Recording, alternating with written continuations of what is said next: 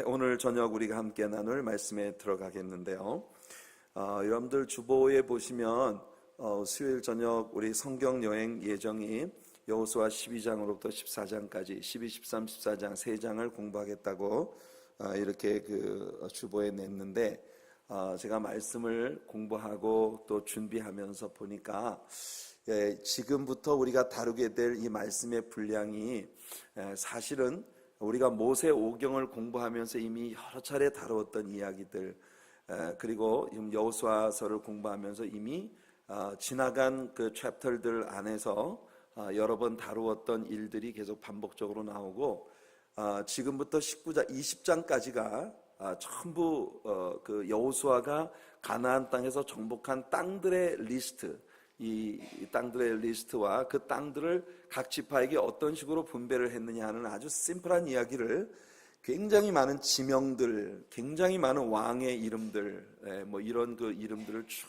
나열을 하고 있습니다. 그래서 이 부분은 여러분들이 한번 쭉 읽으시면 될 것 같고, 개요만 여러분들에게 제가 요점만 간단하게 짚어드리면서 오늘 19장까지 이렇게 쭉 그 커버를 해 나가도록 그렇게 하겠습니다. 큰일 났다. 이거 12장부터 19장까지 오늘 밤에 밤새는 거 아닌가? 여러분들 걱정하지 마십시오. 평소보다도 더 짧은 분량으로 공부가 끝날 수도 있습니다.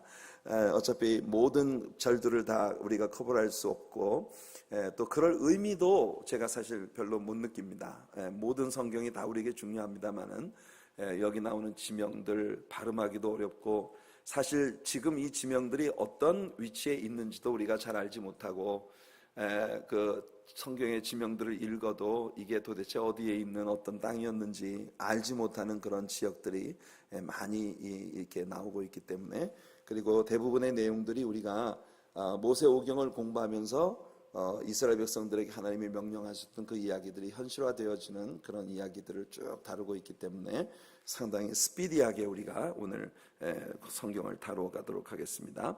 자, 12장을 여러분들이 펼쳐주시고요.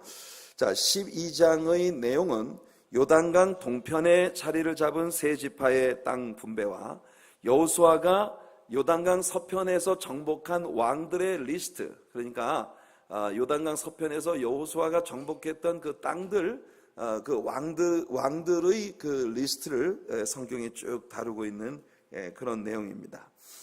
이스라엘 자손들은 해 돋는 곳을 향한 쪽, 즉 동편으로는 요단 저편 아르논 강으로부터 헐몬산까지, 그리고 동편의 모든 평원을 차지했고, 그 땅을 모세의 약속대로 루벤과 갓지파, 므낫세 반지파에게 소유로 주었습니다. 여러분, 여기 보면 이 므낫세 반지파가 제일 북쪽에 자리를 잡았고, 갓지파가 중간에, 그리고 루벤 지파가 여기 사해바다의 북동편에 자리를 잡고 있는 모습입니다. 바로 요 밑에가 모압 땅이고, 그리고 요 위에 요 지역이 암몬 지역입니다. 모압과 암몬, 이 모압 평원에 있을 때에 하나님께서 이스라엘 자손들에게 신명기를 선포하시고, 요단강 건너 바로 여리고와 아이성, 기브온 이렇게 중부 지방을 공략하고 난 다음에 남부와 북부를 공략을 해서, 지난 수요일 저녁에 우리가 이미 다루었던 말씀들 가운데에서 우리가 그 가나안 땅을 정복한 그런 내용들을 우리가 보았습니다. 지도의 글씨가 아마 흐릿하고 너무 작아서 여러분들이 인식하기 어려울 것 같은데요. 기억해 두세요. 므낫세 반지파와 갓지파, 루벤 지파, 이 세 지파는 요단강 동편에 자리를 잡겠다고 모세에게 이미 부탁을 했고, 그리고 모세가 허락을 해 주었어요. 대신 너희들은 요단강을 건너서 모든 백성들과 함께 가서 전쟁을 치르고, 가나안 정복 전쟁이 끝나고 난 다음에 다시 요단강 동편으로 건너와서 너희들이 자리를 잡은 그 지역에 거주를 하도록 해라. 그래서 사실 이 므낫세 지파와 갓지파, 루벤 지파, 이 세 개의 지파는 요단강이라고 하는 천혜의 요새의 바깥쪽에 거주하는 그런 지파들이 되었고, 불행하게도 이 지파들은 북왕조 이스라엘이 멸망하면서 이방인들에게 완전히 짓밟혀서 완전히 이방화 되어지는 그런 지파들이 되어버리고 맙니다. 갓 지파의 요 끄트머리가 꼭지점이 요단강의 갈릴리 바다의 남쪽, 갈릴리 바다는 모양 꼭 이렇게 미국 배 있잖아요. 길쭉한 미국 배를 거꾸로 놓은 것 같은 그런 모습인데, 그 꼭지가 있는 요 부분에 맞닿고 있는 요 지역이 바로 가다라 지방입니다. 여러분들이 누가복음 8장에서 이제 그 거라사라고 설명하고 있는 그 지역, 돼지떼를 수천 마리를 방목을 하고 있었던 그 지역, 사실은 갓지파의 후손들이 거주하고 있었던 지역이거든요, 예수님 시대에.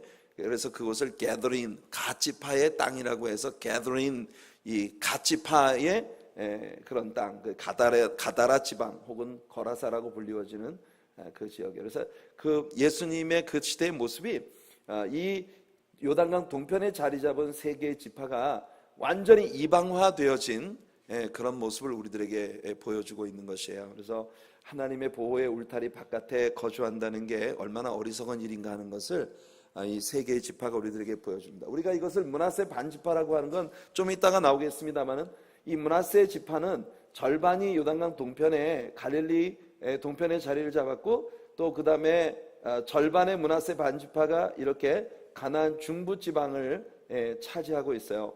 놀랍게도 이 므낫세 지파와 그 다음에 유다 지파, 루벤 지파, 갓 지파, 이렇게 5개의 지파가 에브라임 지파, 이렇게 5개의 지파가 이미 정복한 땅을 차지했던 반면, 나머지 지파들은 아직 정복되지 않은 땅을 경계만 그어놓고 심지를 뽑아갖고, 제비를 뽑아갖고 이렇게 지파들에게 나누어 주었어요. 그래서 다른 지파들은 전부 이렇게 땅이 작습니다. 베냐민 지파, 그 다음에 또 이사갈, 스불론, 아셀, 납달리. 사실 여기 지도의 표시가 너무 작게 표시가 되어 있는데, 이거 단지파입니다. 이 단지파는 이렇게 그 아주 작은 지역을 얻었다가 나중에 이 단지파가 저 북변으로 올라가서 이 북쪽에 그 헐몬 북쪽에 있는 헐몬 그 남쪽에 있는 레바논 바로 옆에 지역을 이제 차지하게 되는데, 그러다가 흐지부지 여러 지파들을 기웃거리다가 이 단지파는 어디론가 사라져 버렸어요. 그래서 오늘 아침 요한계시록 강의를 할 때 그 대환란이 이 땅에 전개되는 동안에 그 하나님께서 환란을 통과하고 구원을 얻도록 이마에 인을 쳐준 14만 4천 명의 유대인들에 관한 이야기가 오늘 새벽에 나왔습니다. 그런데 그 유대인들 14만 4천 명, 그 각 지파에 12,000명씩 이게 인을 받았는데, 그 지파 가운데 보면 단지파가 빠져 있어요. 그래서 단지파는 마지막 그 환란의 때에 정말 그 구원받기로 작정된 사람이 아주 거의 없는 그런 지파가 되어버리고 말았습니다. 나중에 우리가 다시 이 부분에 관한 이야기를 좀 하게 될 거예요. 그래서 여호수아 12장 6절 한번 우리가 읽어보겠습니다. 여호수아 12장 6절. 여호와의 종 모세와 이스라엘 자손이 그들을 치고 여호와의 종 모세가 그 땅을 루벤 사람과 갓 사람과 므낫세 반 지파에게 기업으로 주었더라. 이게 요단강 동편에 있었던 세 개의 지파를 이야기하는 것입니다. 그리고 요단 서편에는 애굽 강으로부터, 그러니까 네게브 이 애굽 변경으로부터 시작해서 이 단이라고 하는 지역이 바로 이 단 지파가 아까 여러분들에게 설명을 해드린 대로 이게 중간에 자리를 잡고 있었습니다만은, 자기들에게 주어진 분배되어진 땅을 단지파는 공격해서 빼앗아야 되는데 그걸 못했어요.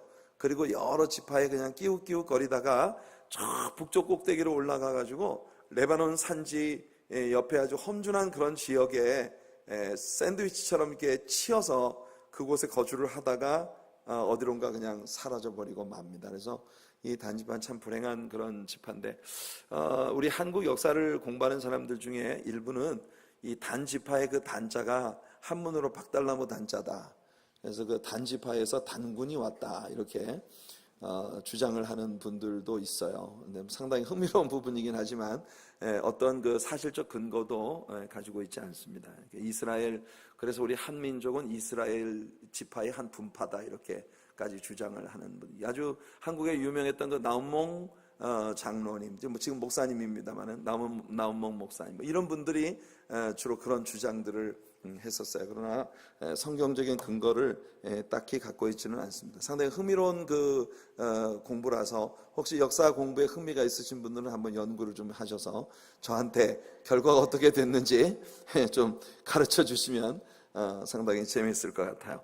자, 어떻든 그 다음에 이제 9절부터는 마지막 절까지가 모두 요단강 서편에서 여호수아에게 죽은 왕들의 목록, 여호수아에 의해서 섬멸당한 왕들의 목록이 나오는데 그 왕들이 모두 31명입니다. 모두 12장 24절을 보면 모두 31왕이었더라. 끝. 12장 끝났습니다. 네, 그 다음에 13장으로 우리가 들어가겠어요. 네, 이렇게 우리가 19장까지 갈 겁니다. 자, 13장은 이 요단강 서편에서 아직 정복되지 못한 땅과 지파별 땅 분배에 관한 이야기가 계속되는 것을 우리가 봅니다. 자, 13장은요, 우리를 상당히 슬프게 만드는 그런 문장으로 시작이 되고 있는 것을 봅니다. 1절을 우리 한번 같이 읽어볼까요? 13장 1절입니다. 여호수아가 나이가 많아 늙음에 여호와께서 그에게 이르시되 너는 나이가 많아 늙었고 얻을 땅이 매우 많이 남아있도다. 네, 하나님은 이스라엘이 가나안의 모든 족속을 몰아내기를 원하셨습니다. 그러나 이미 기브온과 평화죄약을 맺었고 아직 가나안을 완전히 정복하지 못한 상태에서 여호수아는 전쟁을 끝내버리고 있는 거예요. 여호수아는 늙었습니다. 글쎄요, 이가 한 서너 개 빠지고 머리도 백발에 숱이 다 빠져나가고 했는지는 모르겠지만 참으로 슬픈 이야기가 여기에 서술되고 있습니다. 여러분, 우리들에게도 하나님께서는 우리가 싸워야 할 영적 전쟁을 끝까지 잘 싸워서 우리가 정복해야 할 그런 모든 것들을 완전히 정복하기를 우리 하나님은 원하세요. 네, 우리가 하나님이 원하시는 그 땅을 완전히 정복하지 못한다면 나중에 그것이 점점 기가 살아서 우리를 삼켜버리는 대대로 옆구리를 찌르는 가시로 자라게 될 것을 여러분들이 이제 보게 될 것입니다. 이게 가나안에 여기저기 남겨졌던 이 가나안 원주민들이 나중에 이스라엘을 두고두고 괴롭히는 그런 아주 옆구리를 찌르는 가시가 되는 그런 모습들을 봅니다. 여러분, 오늘날 교회 안에 있는 신앙인들 가운데 많은 사람들이 하나님께서 그에게 주신 사명을 끝까지 다하지 못한 채 퍽싹퍽싹 늙어가고 있는 그런 사람들의 모습을 우리가 볼 때가 참 많아요. 지난 주일 갈렙이라고 하는 인물에 대해 우리가 이야기하면서 오늘 우리 우상희 권사님이 기도하시는 가운데 지난 주일 저에게 들었던 그 설교의 내용 중에 많은 부분들을 이렇게 하나님 앞에 기도로 이렇게 쏟아놓으셨는데, 여러분, 똑같은 광야 생활 40년이 비전을 잃지 않았던 갈렙, 그 뜨거운 가슴이 식을 수 없었던 갈렙에게는 그 40년의 기간이 날마다 그의 청춘을 독수리같이 새롭게 해주는 기간이었습니다. 할렐루야. 여러분들의 삶이 고난이 다가오고 역경이 다가오고 어려움이 다가와도 여러분들이 어떤 비전을 가지고 어떤 꿈을 가지고 어떤 태도로 여러분들에게 다가오는 환경을 마주치느냐에 따라서 여러분들은 그 환경을 딛고 비상할 수 있던가. 안 그러면 여러분, 갈렙의 주변에서 수없이 많은 사람들이 그 40년 동안의 광야 생활에 치여서 정말 속절없이 죽어가는 그런 모습들을 갈렙이 봤지 않습니까? 그러니까 우리가 여러분 신앙생활을 하다 보면 우리 신앙생활을 하는데 같은 많은 동료 신자들 가운데 정말 그 올바른 비전과 꿈을 가지지 못한 채 이렇게 방황하는 신앙생활을 하다가 속절없이 사라져가 버리는 그런 사람들을 우리가 볼 때가 참 많아요. 여러분들이 지난 시간 신앙생활을 함께 해오던 사람들 중에 지금은 어디에서 뭘 하고 있는지 정말 그렇게 여러분들의 시야에서 사라져버린 그런 많은 사람들을 여러분들이 알고 있을 것 아니겠습니까? 이게 갈렙에게 있어서 모든 주변에 있는 사람들이 그래요. 여러분, 그러나 갈렙은 똑같은 환경을 부딪혔습니다만 그 모든 환경이 갈렙은 그 환경을 딛고 더 비상하게 만들어주는 열정의 그런 시간이 될 수 있었다는 겁니다. 여러분, 열정이 식지 않는 뜨거운 가슴을 가진 여러분들이 되시기를 예수님의 이름으로 축복해드립니다. 그래요. 그 패러글라이딩 같은 이런 그 스포츠를 즐기는 사람들은 기류가 이렇게 정말 싸나운 기류가 마주올 때 그 기류를 역으로 이용을 해서 하늘로 비상하는 것을 더 인조이하는 거예요. 바다에서 서핑을 즐기는 사람은 파도가 클수록 좋아합니다. 파도가 클수록 그것을 타고 넘는 그런 스릴이 서핑의 진정한 재미를 가져다 주는 것이기 때문이죠. 스키를 정말 초보자들은요, 슬로프가 굉장히 슬로우한 그런 슬로프에서 겨우 넘어지지 않는 것이 목표인 그런 스키를 타겠지만, 스키의 고수가 될수록 굉장히 가파른 슬로프를 아주 빠른 스피드로 활강을 하는 그런 것을 인조이할 수 있는 것이에요. 여러분, 신앙생활도 그와 마찬가지라고 생각합니다. 여러분들에게 마주쳐오는 그런 역경과 환난들을 여러분들이 어떤 태도로, 어떤 마음을 가지고 뛰어넘냐 하는 것이 신앙생활의 진정한 스릴이고 기쁨이라고 생각을 합니다. 예수 그리스도와 함께 비상하는 여러분들 되시기 바랍니다. 거친 파도 날 향해 와도 주와 함께 날아오르리.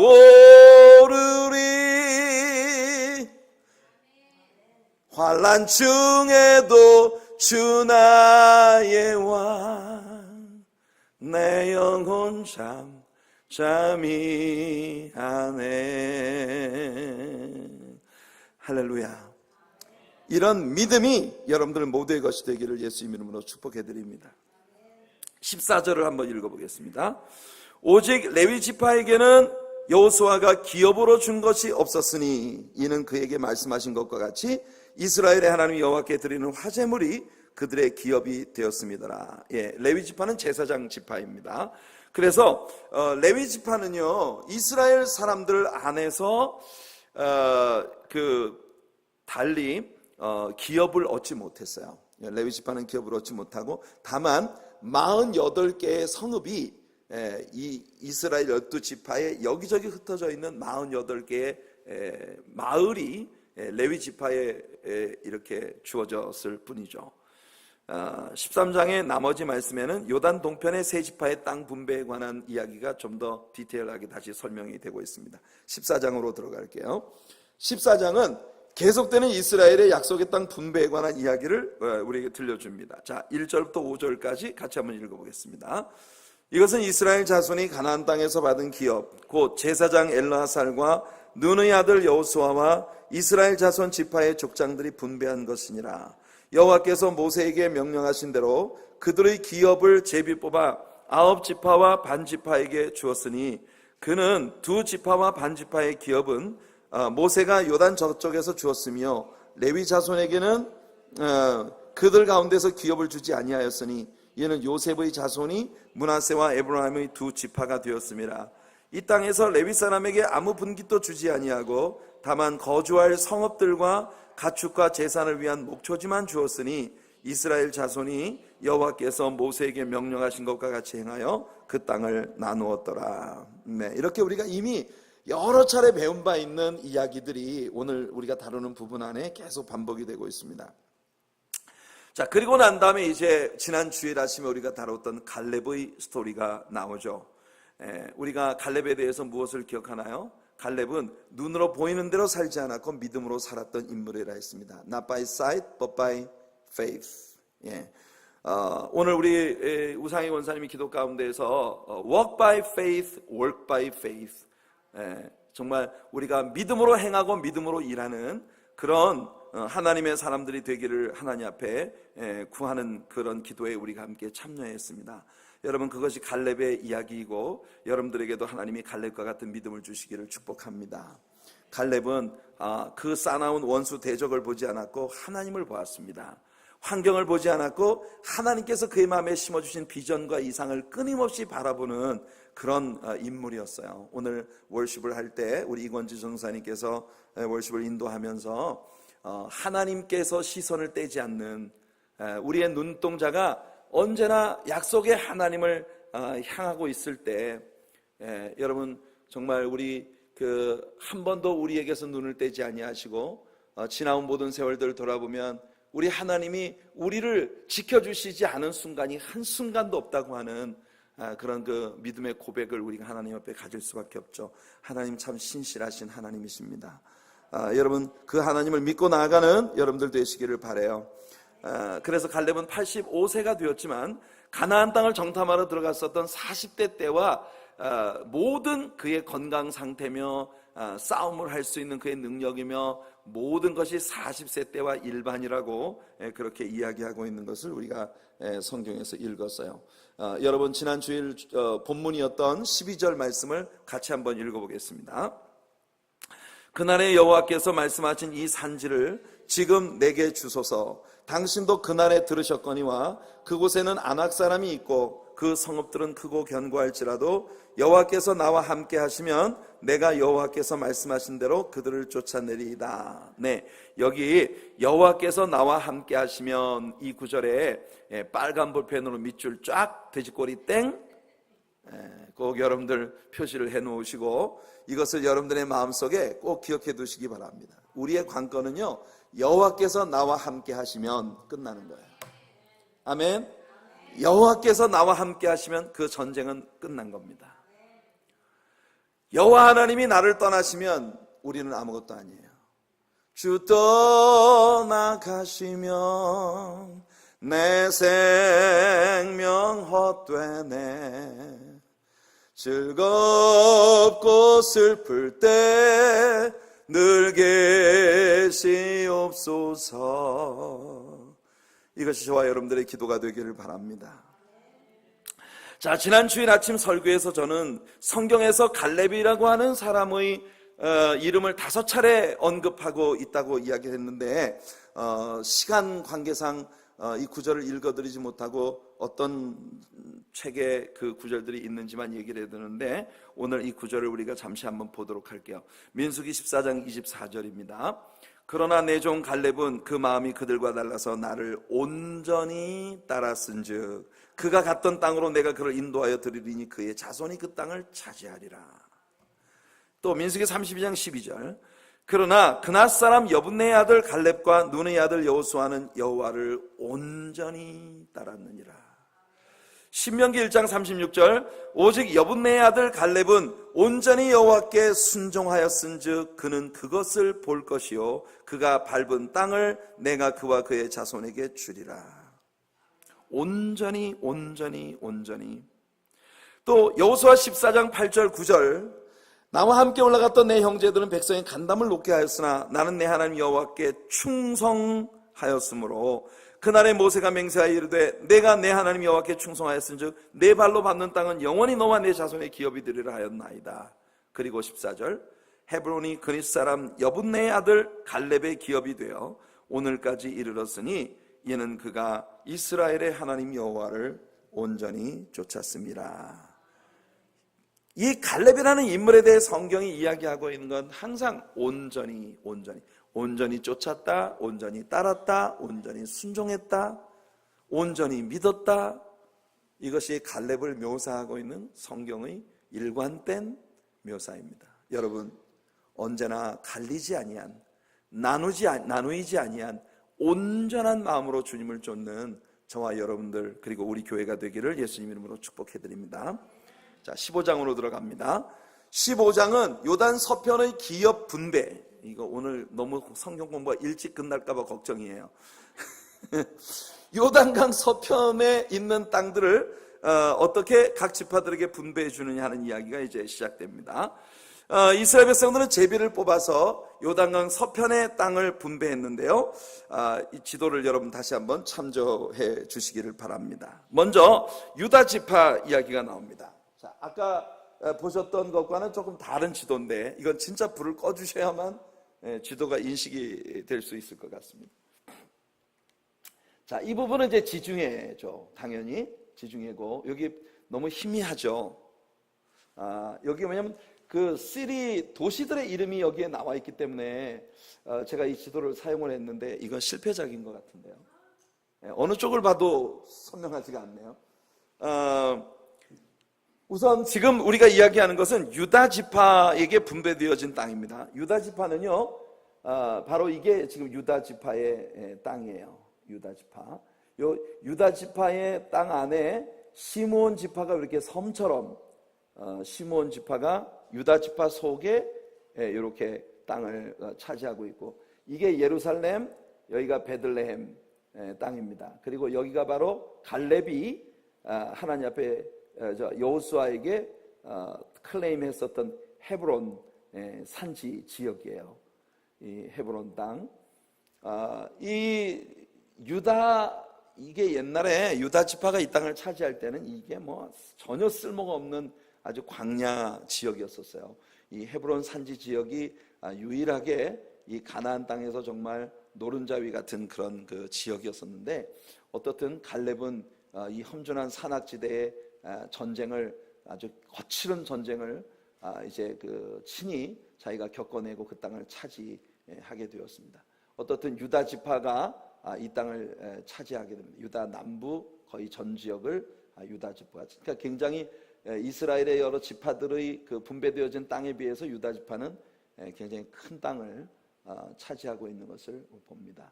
아까 이야기했던 요단강 동편의 지파들, 르우벤 지파와 갓 지파와 므낫세 반 지파가 동편에 이렇게 자리를 잡고 있고요. 지금 유다 지파에 관한 이야기를 했어요. 예루살렘과 베들레헴을 비롯한 가나안 남부의 거의 전 지역을 차지했고, 그 다음에 시몬 지파의 땅은 아까 말한 것처럼 유다 지파의 한 가운데에 섬처럼 위치하고 있었는데, 사실상 이 그 시몬 지파가 이 땅을 차지할 때는 이 땅이 거의 사막지대였었어요. 그러나 오늘날 이스라엘 사람들은 이 땅에다가 이 사해 바다에 완전 염도가 높은 물을 담수로 이 프레쉬 워터로 만들 수 있는 그런 기술을 개발을 해서 이 사해 바다의 풍족한 그 수자원을 이 지역에 끌어들여서 오늘날은 이 지역이 굉장히 비옥한 꽃밭, 그리고 아주 맛있는 과일을 생산해내는 그런 생산지로 만들었다는 것입니다. 우리가 에스겔 36장을 보게 되면, 불을 잠깐 켜주시고 에스겔 36장을 보게 되면 하나님께서 바벨론의 포로 생활을 하고 있었던 이스라엘 사람들에게 에스겔을 통해서 약속하신 말씀이 나옵니다. 우리가 이 말씀 같이 한번 읽어볼게요. 에스겔 36장 33절로 38절입니다. 주 여호와께서 이같이 말씀하셨느니라. 내가 너희를 모든 죄악에서 정결하게 하는 날에 성읍들에 사람이 거주하게 되며 황폐한 것이 건축되게 할 것인즉, 전에는 지나가는 자의 눈에 황폐하게 보이던 그 황폐한 땅이 장차 경작이 될지라. 사람이 이르기를 이 땅이 황폐하더니 이제는 에덴 동산같이 되었고 황량하고 적막하고 무너진 성읍들의 성벽과 주민이 있다 하리니, 너희 사방에 남은 이방 사람이 나 여호와가 무너진 곳을 건축하며 황폐한 자리에 심은 줄을 알리라. 나 여호와가 말하였으니 이루리라. 주 여호와께서 이같이 말씀하셨느니라. 그래도 이스라엘 족속이 이같이 자기들에게 이루어 주기를 내게 구하여야 할지라. 내가 그들의 수요를 양떼같이 많아지게 하되 제사드릴 양떼 곧 예루살렘이 정한 절기의 양무리 같이 황폐한 성읍을 사람의 때로 채우리라. 그리한즉 그들이 나를 여호와인 줄 알리라 하셨느니라. 아멘. 놀라운 축복의 말씀입니다.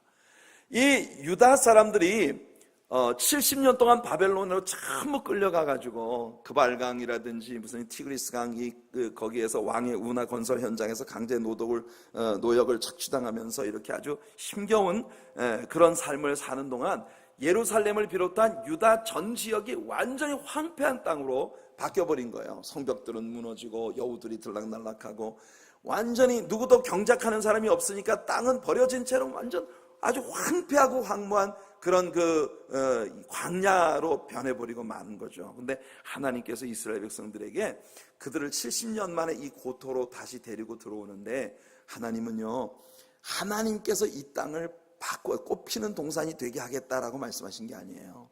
하나님은 이스라엘 백성들에게 변화를 주시겠다 했습니다. 내가 물로 뿌려서, 즉 말씀으로 너희를 성결하게 만들어주고, 너희들의 마음에 굳은 마음을 제하고 교만하고 완고한 너희들의 마음을 제하고 너희들 안에 내 영을 부어줄 것이며 성령을 부어주시고, 그러니까 성령과 말씀으로 유다 사람들이 온전히 변화가 되어질 때에 이 사막, 황폐하고 황무하던 그 땅을 에덴 동산같이 유다 백성들이 만들어낼 것이라고 하는 것이 하나님의 축복이에요. 그러니까 여러분, 우리는 많은 때에 하나님 앞에 복을 구하는데 그 복을 어떤 복을 구하느냐 하면 하나님께서 복을 다 만들어서 우리한테 뚝 떨어뜨려 주기를 우리는 구한다는 거죠. 그렇지만 하나님이 우리를 축복하시는 방법은 그게 아니라는 겁니다. 하나님은 환경을 바꾸시는 게 아니라 우리를 바꾸시는 거예요. 아멘. 하나님에 의해서 변화되어져야 할 것은요, 하나님이 우리 교회를 바꾸시는 게 아니라 하나님이 여러분을 바꾸시는 겁니다. 그래서 변화되어진 여러분을 통하여 이 교회가 에덴 동산 같이 될 수 있는 거예요. 우리가 살고 있는 뉴욕과 뉴저지가 바뀌는 게 아니라 여러분이 변화될 때 뉴욕과 뉴저지를 에덴 동산처럼 바꿀 수 있는 역사가 바로 우리들의 교회를 통해 나타날 수 있다는 것입니다. 이게 하나님께서 하나님의 백성들을 축복하시는 방법이에요. 그런데 제가 이 에스겔 36장을 읽을 때마다 굉장히 흥미롭게 생각하는 것이 뭐냐 하면은, 하나님께서 이스라엘 백성들에게 나 여호와가 말하였으니 이 일은 반드시 이루어진다. 그 말씀은요, 너희들이 안 하면 내가 다른 사람을 통해서라도 할 거라는 거예요. 여러분들 꼭 주님 앞에 쓰임받는 데서 제외되지 않기를 바랍니다. 기왕 하나님께서 놀라운 역사를 이루실 건데 여러분들을 통해서 꼭 이루는 역사가 있길 바라요. 예, 오늘 저녁에 여기 우리 김영훈 장로님도 계시고 우리 이상윤 장로님도 계시고 또 우리 한 권사님도 계시고 하는데, 반 권사님도 계시고 하는데, 이 연세 드신 어른들이 여러분들 세상 떠나기 전에 하나님께서 이 땅을 에덴 동산 같이 만들어 주시는 놀라운 역사를 꼭 보시는 축복을 누리시길 바랍니다. 그 일에 여러분들이 꼭 참여할 수 있기를 축복합니다. 아멘. 이게 복이에요. 네. 만일 우리가 안 하면 다른 사람 통해서라도 하나님이 하십니다. 왜냐하면 그게 하나님의 약속이기 때문에. 저는요, 지금도 원로 목사님이 여기에다가 교회를 세울 때 하나님께서 그분에게 주셨던 비전이 하나님께로부터 온 것이라고 저는 믿습니다. 미가서 7장의 그 놀라운 약속을 하나님은 이 재단을 통해 이루실 걸 믿습니다. 그 일에 여러분들이 쓰임받게 되기를 축복합니다. 아멘. 하나님이 황폐하고 황무한 땅을 에덴 동산같이 만드시는 귀한 역사에 우리들을 사용하시는 역사가 있길 바라요. 그런데 하나님께서 우리를 어떤 방법으로 쓰시느냐, 나 여호와가 말하였으니 그 일이 반드시 이루어지겠지만 그래도 이스라엘이 그같이 하여 주기를 내게 구하여야 할지니라. 이 말은 무슨 말이냐면, 하나님의 놀라운 역사는 기도하는 사람을 통해서 이루어진다는 거예요. 아멘. 하나님이 하신 약속이기 때문에 반드시 이루어지겠지만 누구를 통해 그 일이 이루어지느냐, 기도하는 사람 통해서 이루어진다는 거예요. 나 여호와가 그같이 하여 주기를 내게 구하여야 할지니라. 우리 하나님의 사랑교회 모든 성도님들은 그렇게 하나님께서 약속하신 대로 이루어 주시도록 새벽마다 하나님 앞에 나와서 부르짖어 기도하는 그런 성도님들이 되시기를 바라고, 그렇게 할 때에 하나님께서 바로 그 사람들을 사용하셔서 위대한 역사를 시작하시는 것입니다. 자, 그 다음에 다시 불을 좀 꺼주시고 아까 맵으로 다시 돌아가서 그 다음에 이제 베냐민 지파는 예루살렘 북부의 아주 작은 지역을 차지했어요. 지금 이 지도가 잘 안 보이는데 여기가 이제 예루살렘 경기 사해바다의 북편에 예루살렘과 베들레헴 요 지역이 유다 지파의 경계선입니다. 그리고 요 위에 베냐민 지파는 요 위에 아주 작은 땅을 이렇게 얻었어요. 나중에 베냐민 지파 출신으로 이스라엘 통일 왕국의 왕이 된 사람이 누굽니까? 사울 왕이죠. 사울 왕이 이제 그 베냐민 지파 출신으로, 그래서 나중에 바울 사도도 자기가 이스라엘의 베냐민 지파라는 걸 자랑했어요. 왜냐하면 바울의 원래 이름이 사울이었거든요. 그 사울 왕하고 동일한 이름을 가진 베냐민 지파 출신. 이 베냐민 지파는 언제나 유다와 함께 했어요. 그런데 나머지 10지파는 다 나중에 에브라임의 지도 아래에서 그 여로보암에 의해서 북왕조 이스라엘로 나누어지게 되는 그런 비극을 겪기 때문에 베냐민 지파는 유다의 곁에 붙어있는 작은 혹처럼 아주 작은 땅을 얻었을 뿐입니다. 그 다음에 서북 쪽에 단지파가 있었어요. 아까 이야기한 것처럼 이게 단지파의 땅입니다. 이 단지파가 오늘 새벽 예배 시간에 우리가 이야기한 것처럼 아까도 잠시 언급했습니다만은, 단지파는요 하나님 앞에서 자기들에게 주어진 땅을 정복하지 못했어요. 그러니까 이걸 싸웠으면 승리했을 건데, 단지파는 자기들에게 주어진 땅이 너무 강력한 적들이 있는 땅이라는 불평과 원망을 하면서 남의 땅에 여기저기 방랑하며 기웃기웃하는 정말 그냥 이곳저곳에 방랑하는 방랑자로 그렇게 지내다가 저 요단강 이 북쪽, 여기 지금 갈릴리 바다거든요. 갈릴리 바다 요 북편에 여기가 이제 단이라고 하는 지역이에요. 그 위에 헐몬산이 있고 이 왼쪽으로 레바논 평원이 있는데, 헐몬산에서 솟아오른 물줄기가 이 레바논 평원을 적시고 그리고 땅속으로 스며들었다가 바로, 여러분들 잘 보이시는지 모르겠습니다만 이 갈릴리 바다 위에 보면 작은 그 호수가 하나 있습니다. 지금 요 불빛이 머무는 곳에 여기에 작은 호수가 하나 있는데, 그게 이 단지방인데, 그 땅속에 스며들었던 물이 이 단지방에서부터 솟아올라서 여기서 내려오는 물이 갈릴리 바다를 채우고, 그리고 갈릴리 바다에서 내려온 물이 요단강이에요. 졸단, 이 졸단이라고 하는 이 강의 이름은 뭐냐면 단지방에서부터 시작된 강이다, 이런 뜻입니다. 그래서 단지파가 저 북쪽으로 올라갔다가 나중에 어디론가 사라져버리고 말았어요. 그 다음에 약속의 땅의 중심부를 차지한 것이 요셉의 아들 에브라임 지파입니다. 이게 이제 에브라임, 이건 므낫세 반지파, 여기 에브라임 지파예요. 에브라임 지파가 여기를 차지하고 있고, 그 다음에 므낫세 지파가 굉장히 큰 땅을 얻었습니다. 그러니까 요셉의 그 가시가 울타리를 넘는다고 하는 야곱의 축복기도가 그대로 이루어져서 이스라엘 12지파 전체의 땅 가운데에서 요셉 두 지파가, 요셉의 두 아들의 지파가 차지하고 있는 땅이 거의 절반 가까이에 해당되는 그런 어마어마한 땅을 얻은 거예요. 그러니까 굉장한 포션을 하나님이 요셉의 아들들에게 축복으로 주신 거죠.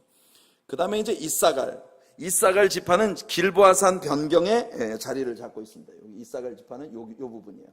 이사갈, 스불론, 요 지파가 여기를 차지하고 있고, 그 다음에 아셀 지파는 이쪽에 시돈 땅, 여기 그 해변 지대를 차지하고 있습니다.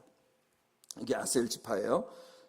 그리고 납달리 지파는 이제 갈릴리 북부 지방을 차지하고 있습니다. 갈릴리 북부 지방. 요게 이제 납달리 지파가 차지하고 있는 땅이에요. 이렇게 해서 12지파가 가나안 땅을 기업을 분배받았다는 이야기가 여기 15장에 나옵니다. 63절을 우리 한번 같이 읽어보겠습니다. 15장을 마치는 63절은 우리에게 아주 심각한 화근이 가나안 땅에 남아있다는 것을 보여주고 있는데, 같이 한번 읽어볼게요. 시작.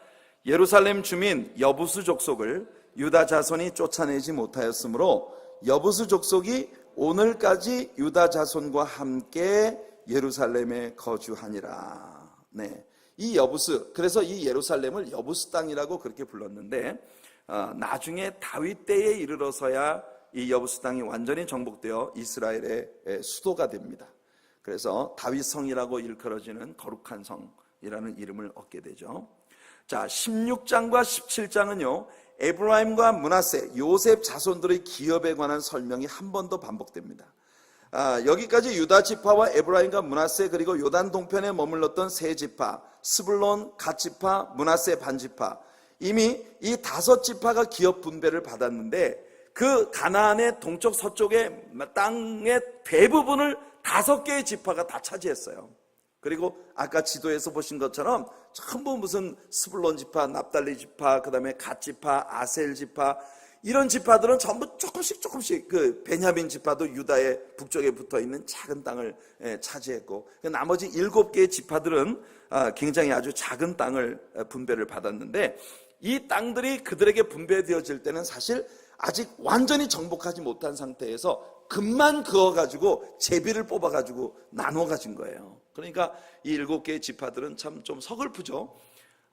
그런데 그 이유가 뭐냐면은 이 7개의 지파에서는 강력하게 이 가나안 원주민들과 싸워서 이길 의지를 가진 그런 용사들이 없었다는 겁니다. 이게 여러분들, 하나님께서 오늘날 이 세상에 있는 사람들을 축복하시는데도 저는 같은 양상의 일들이 벌어진다고 생각을 해요. 그래서 18장과 19장에서 남은 7지파의 땅 분배에 관한 이야기가 이어지는 것을 보는데, 18장의 서두를 보면 재미있는 장면이 나옵니다. 우선 1절을 한번 같이 읽어볼게요. 시작. 이스라엘 자손의 온 회중이 실로에 모여서 거기에 회막을 세웠으며 그 땅은 그들 앞에서 돌아와 정복되었더라. 네, 이스라엘 자손의 온 회중이라고 하는 것은 각 지파의 대표들이 모여서 실로에서 거기 회막을 세웠다는 것입니다. 여호수아는 아직 이스라엘의 7지파가 땅 분배를 받지 못한 상태에서 먼저 성전을 세운 것이에요. 이 실로에 세워진 성전이 왕정시대까지 이스라엘의 성전으로 있게 됩니다. 이게 바로 사무엘 상에 나오는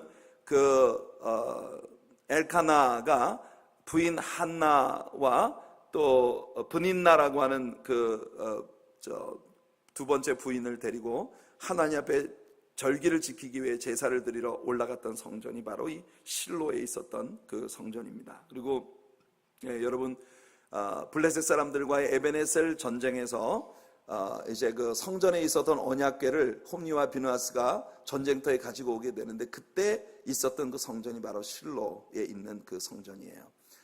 여기에서 바로 엘리라고 하는 제사장이 이스라엘이 패전했다는 비보, 그리고 두 아들이 동시에 전쟁에서 죽었다는 비보를 듣고 의자에 앉아있다가 충격으로 인해서 옆으로 넘어졌는데 몸이 너무 뚱뚱한 나머지 목이 꺾여져 가지고서 죽음을 당하게 됩니다. 참 비참한 그런 일들이 이스라엘 역사 가운데 벌어지게 되는데, 바로 이런 일들이 다 일어난 곳이 바로 이 실로라고 하는 곳의 성전입니다. 그러니까 이스라엘이 가나안 땅에 들어왔을 때 제일 첫 번째 성막이 세워진 것이 길갈이고, 그 다음에 길갈에 있던 성전이 오늘 이렇게 5개의 지파에게 기업이 분배되고 아직 7개의 지파에게 기업이 분배되기 전 그 사이에 여호수아에 의해서 온 이스라엘 회중들을 회막에 모아놓고 실로에 회막을 치고 그 성전을 실로로 옮겨간 그런 장면이 나옵니다. 그러다가 다윗 시대 이후에 솔로몬에 의해서 예루살렘의 성전이 세워지고 성전은 이때 예루살렘으로 옮겨지게 되는 것이에요. 자, 여호수아가 우선 성전부터 세운 것은 나머지 7지파가 아직 정복되지 않은 가나안 족속들로 인해 자기들에게 분배된 땅으로 가려고 하지 않았기 때문입니다. 그러니까 이게 문제예요. 정말 아주 강력하게 의지를 가지고 싸우겠다는 사람들은 하나님이 다 도와주셨습니다. 근데 이 7지파들은 자기들에게 제비를 뽑아서 분배되어진 땅으로 가려고 하질 않았어요. 그러니까 이와 같은 판국에 갈렙이라고 하는 85살이나 된 사람이 내가 40대 때나 지금이나 나는 일반이다, 하나님이 나와 함께 하시면 나는 이 전쟁에 승리합니다 하면서 그 강력한 산지족들이 살고 있는 헤브론 그 산지를 갖다가 클레임했다고 하는 건 대단한 믿음의 역사였다고 하는 것을 우리가 다시 한번 배우게 되는 거예요. 자, 2절 3절 한번 읽어볼게요. 시작. 그러나 이스라엘 자손 중에 그 기업의 분배를 받지 못한 자가 아직도 7지파라. 여호수아가 이스라엘 자손에게 이르되 너희가 너희 조상의 하나님 여호와께서 너희에게 주신 땅을 점령하러 가기를 어느 때까지 지체하겠느냐. 여러분, 얼마나 많은 때 이것이 우리 신자들에게 주시는 하나님의 책망입니까? 어느 때까지 니네들이 머뭇거리고 있을래? 어느 때까지 너희들에게 약속되어진 보다 더 큰 성령의 은사와 하나님의 영성의 깊이를 가진 놀라운 축복의 자리로 더 깊이 나아가는 것을 언제까지 지체하겠느냐.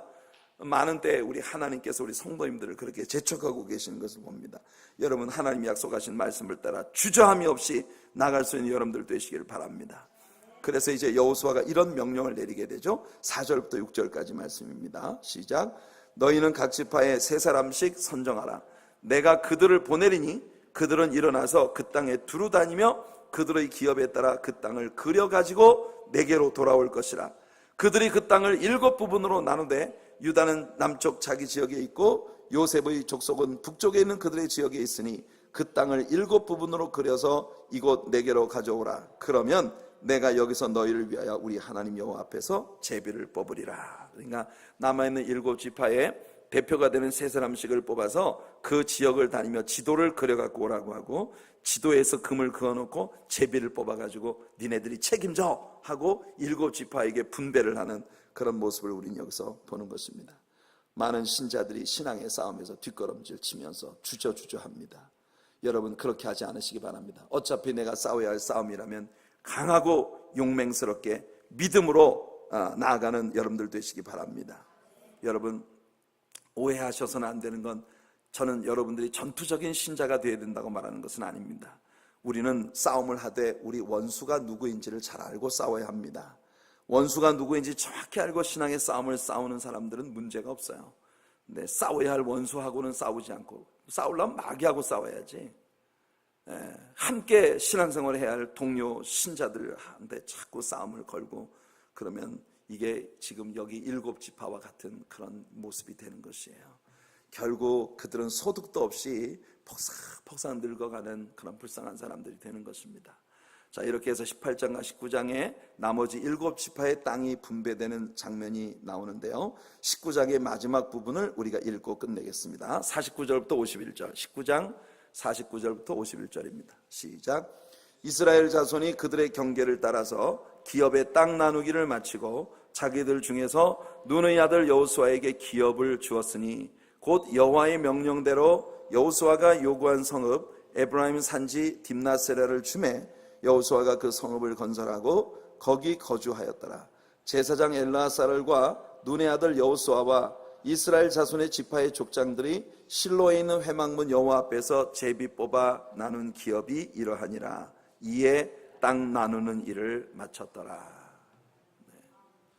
상당히 긴 12장부터 19장까지 오늘 저녁에 커버를 했습니다. 사실은 우리가 신명기에서부터 하나님께서 계속 말씀해 오셨던 그 이야기들이 오늘 현실화되어진 모습을 우리는 보고 있고, 여호수아 안에서도 여러 차례 반복되었던, 또 레위기 안에서도 땅의 분배에 대한 하나님의 기본적인 그 계호들, 그리고 레위지파에게 분배되어진 그 땅들. 이제 다음 주에 우리가 레위지파에게 분배된 그 땅에 관한 이야기와 도피성에 관한 그런 이야기를 성경에서 봅니다. 이미 다 우리가 배웠기 때문에 도피성에 대해서 우리가 얼마나 자세하게 배웠습니까? 그죠? 요단강 동편에 있었던 세 개의 도피성, 서편에 있었던 세 개의 도피성, 도피성의 의미가 무엇이고 왜 도피성을 주셨는가? 레위지파의 48개의 성읍 가운데 6개의 성읍을 하나님께서 지정하셔서 도피성을 세우셨던 이야기. 레위지파의 성읍들과 도피성에 관한 이야기가 나오고, 마지막 여호수아의 고별 설교를 끝으로 여호수아가 끝납니다. 그래서 다음 주에 여호수아를 모두 마치겠습니다. 그러니까 지금 19장까지 했고 여호수아가 24장까지 있는데, 이제 20장으로부터 22장까지는 20, 21, 22장은 오늘 우리가 다룬 것처럼 그렇게 빨리 지나가게 될 거예요. 그리고 마지막 남아있는 23장과 24장에서 여호수아의 고별 설교에 대하여 우리가 좀 깊이 다루도록 하겠습니다. 돌아오는 주일날은 여호수아의 고별 설교를 이제 그 본문으로 해서 주일 설교를 나누게 될 것이고, 수요일, 돌아오는 다음 주 수요일 저녁에 여호수아를 우리가 마지막 장까지 모두 마치게 되겠습니다. 그러니까 지금 8주 만에 우리가 여호수아서를 모두 끝내게 됩니다. 사실 제가 좀 여호수아서가 지금보다는 한 12주 정도는 걸리지 않겠나 생각을 했는데, 공부를 하면서 제가 여러 가지 이렇게 생각을 해보니까 이게 반복적으로 다루어지는 그런 이야기들이고, 또 오늘은 굉장히 우리가 지금 커버한 부분이 지명들이 굉장히 많이 나오는 그런 부분이어서 여러분들에게 그렇게 현실감이 별로 없을 것 같은, 다만 성경을 읽으면서 제가 여러분들에게 말씀드린 개요만 여러분들의 마음속에 익혀두시면 충분할 것 같은 생각이 들었습니다. 그래서 다음 주에 여호수아서를 모두 마치고 그 다음 주부터는 이제 사사기로 우리가 들어가게 되겠습니다. 사사기, 룻기, 정말 흥미롭고 너무나 달콤하고 은혜로운 많은 아름다운 이야기들을 가지고 있는 그런 책들로 우리가 이제 공부를 계속해 나가겠습니다.